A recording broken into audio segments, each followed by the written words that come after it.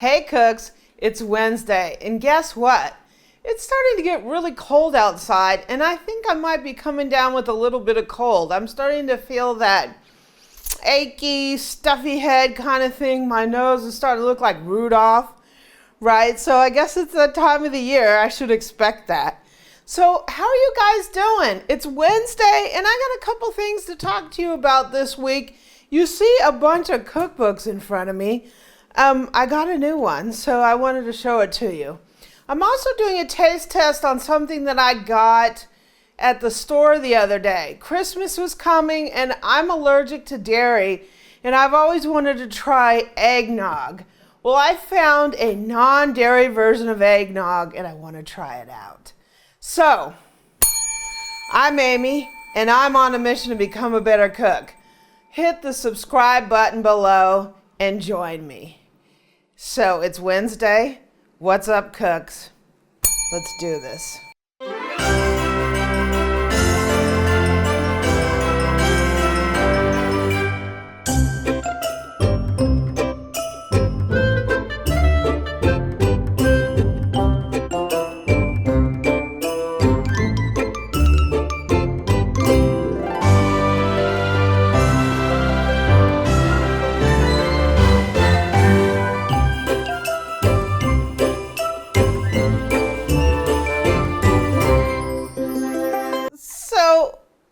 First cookbooks, I think the first cookbook that I've ever personally owned was the Better Homes and Gardens cookbook.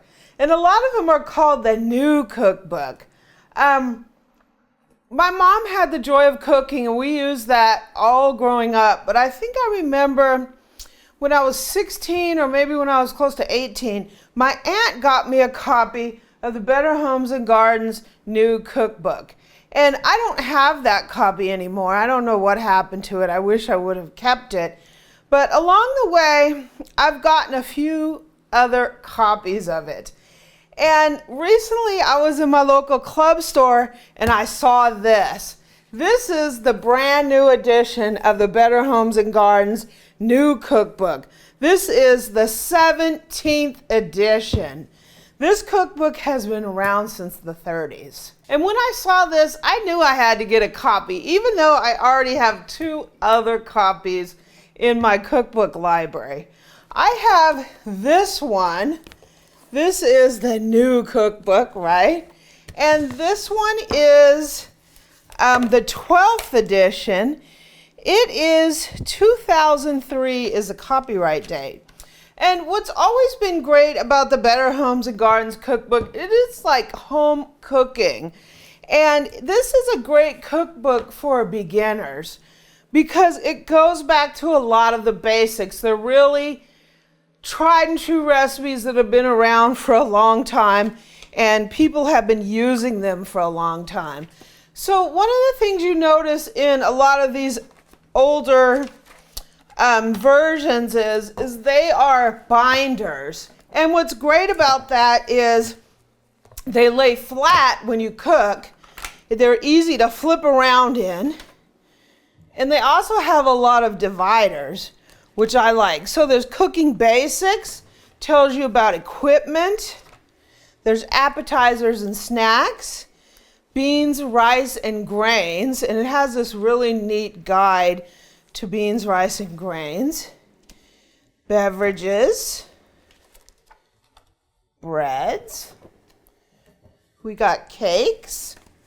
Yeah, classic yellow cake, white cake, lemon cake, chocolate cake, German chocolate cake. So these go back to your fundamental cooking recipes, right? Cookies, freezer. It goes on and on. Meat, pasta, poultry, these are all just alphabetical.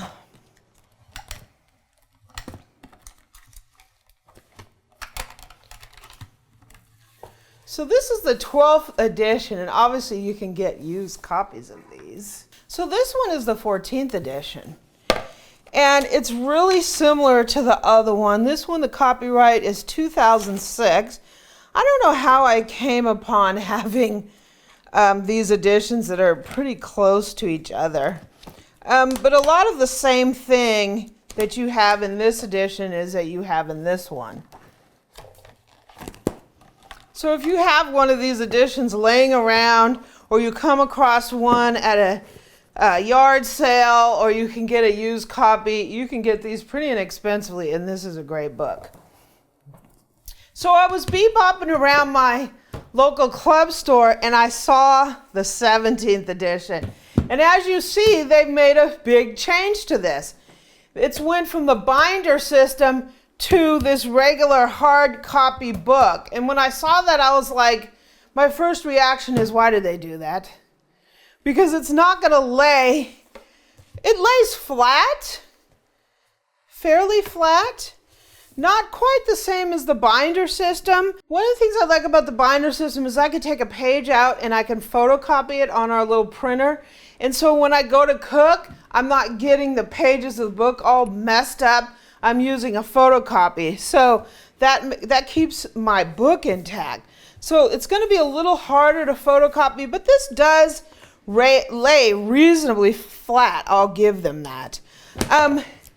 And it has your classic look. You have your white and red check. This is like classic Better Homes and Gardens style. One of the things I can say, and when I first opened this book, is I was like, wow, this book has so much in it. There's so many graphics. Be your own barista. There's so many like charts and menu variations and so much stuff. One of the things I can tell you is it's similar to the old style, because the old style was the same. They had a lot of pictures and tips and all that fun stuff, but this thing just takes it to a whole nother level. When I first looked at this book, I was like, wow, I gotta have it because there's so much information in it. But also I was like, wow, this thing is like massive to the senses because there's so much going on every single page. It's not like totally where I would say it's completely cluttered, but it is jam-packed. So there's a lot to take in this book, all the way from beginning to end. It is just chock full. And look at this chart on frostings: buttercream, powdered sugar, whippy white, meringue, cream cheese, brown butter, no cook fudge, sour cream chocolate, and a ganache. This book is fantastic because it is so jam-packed. And I know that it was a lot of work to create this book.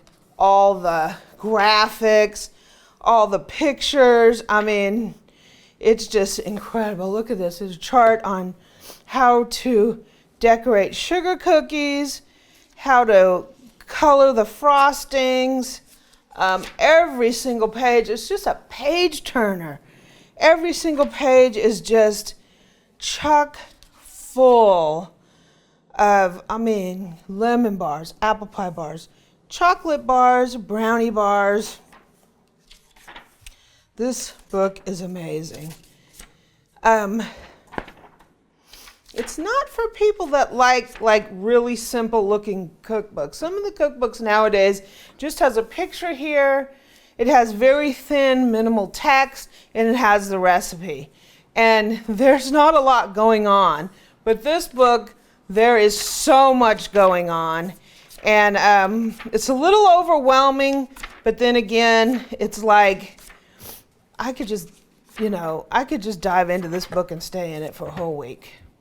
Miss Amy, you mentioned a lot of cookbooks have a picture and directions, and if you follow the directions, I suppose it turns out. Does this have tips on how not to butcher a recipe? It has some tips. Mostly the tips that it has are variation. It's got a really, look at this, it really has a really nice section on pressure cookers, electric versus stovetop. There's a lot of stuff in this book beyond just a classic recipe. There's a lot of tips and stuff. I don't necessarily know if there's anything that says, oh, you screwed it up if you did this. But there's a lot of stuff that, like variations, to help you expand on the recipes and in your cooking.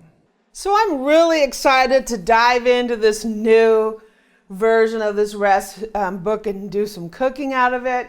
I'll keep you guys posted on what I think. If you want to take a look at this book, I'll put a link down in the description, as well as a link to a couple where you can get a couple used copies of the older versions, as well as the new one. So this is the Better Homes and Gardens new cookbook. Now that's irritating, right? So I wanted to try out this Rice Dream Rice Nog. Since I'm allergic to dairy, I can't drink eggnog. And since it's this time of the year for eggnog, I've always wanted to try it out. So this is Rice Dreams Rice Nog. I saw this in my local grocery store and I was like, what? Right? And I wanted to try it. The ingredients are kind of interesting.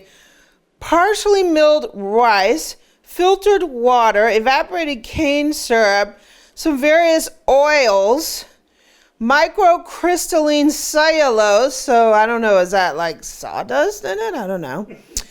Natural flavors, some gums, sea salt, and that there's something called Carrageenan. Carrageenan or something? Carrageenan? Yeah, I see that in a lot of non-dairy things, and I think it can upset your stomach. So, this is non-GMO, easy to digest, fat-free, soy-free, kosher, and vegetarian. Doesn't say it's vegan.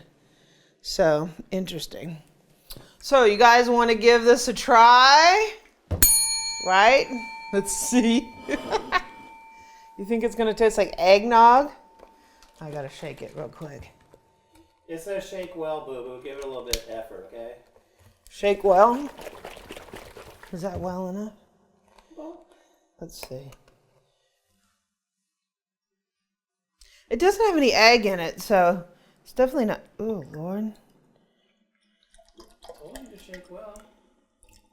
Yeah, I don't want to pour too much because if I don't like it, I don't want a whole glass. So my first instinct is it doesn't look like eggnog. Does eggnog kind of have a yellow tint to it? I don't know. I just drank it. Kind of smells almondy. Cinnamony a little bit, maybe. I don't know. It's rice mud.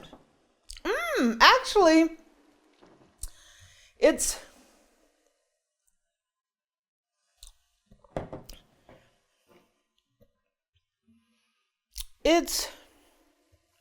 kind of nutmeggy, kind of cinnamony, not really like creamy. It's creamy in a weird way.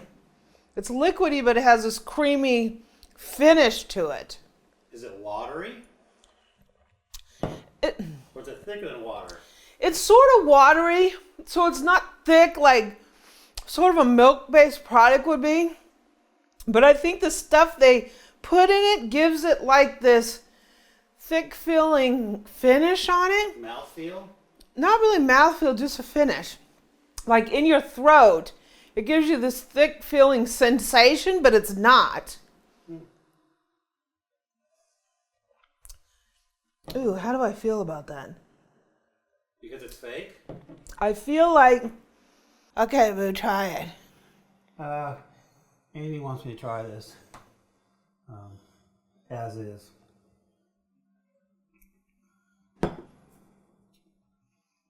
Yeah, this ain't anything like eggnog. I can tell you that. I think the first taste you taste of it is, wow, this might be good. And then a few tastes in, you're like, no, it's not good. I mean, it's tasty because, like she says, it's got cinnamon, nutmeggy. So they did put some holiday spices in there. The closest I would say to anybody who can sample multiple things, I would take almond milk and add a little bit of nutmeg and cinnamon to that, and that's probably what this is kind of like. Because after all, rice and almonds, and you add water to it. That's Take a couple sips, because when you're into it, a few sips, then you're like, no. It's like, could I drink a whole glass of this? Well, I'm a pig, so I can pretty much eat a lot of stuff. The question is, how much fake stuff did they put in this stuff to try to make it edible?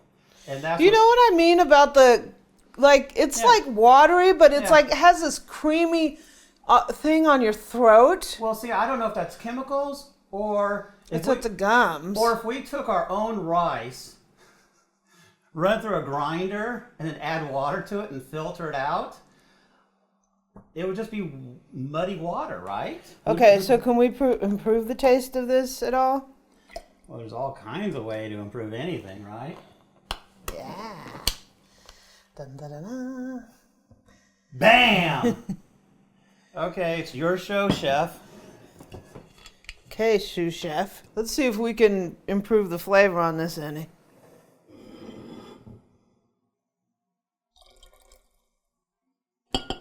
Woo! This is a little fine Jamaican rum. And I use the word fine loosely.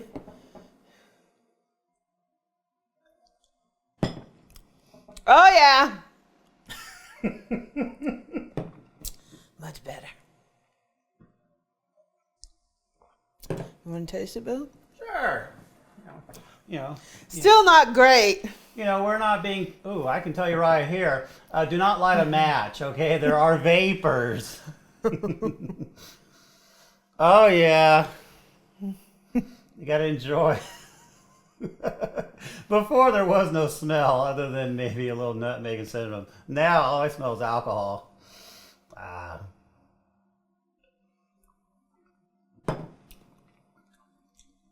Alcohol is the number one flavor, followed by a little cinnamon, a little That nutmeg. creepy kind of No. thickness to it. I don't know. The top of my roof of my mouth, I don't know. I feel like a flamethrower if we got a match. I would definitely say this is a winner. Not so much before. So, my overall opinion of the Rice Nog, I'd leave it on the shelf. What do you say, Boo?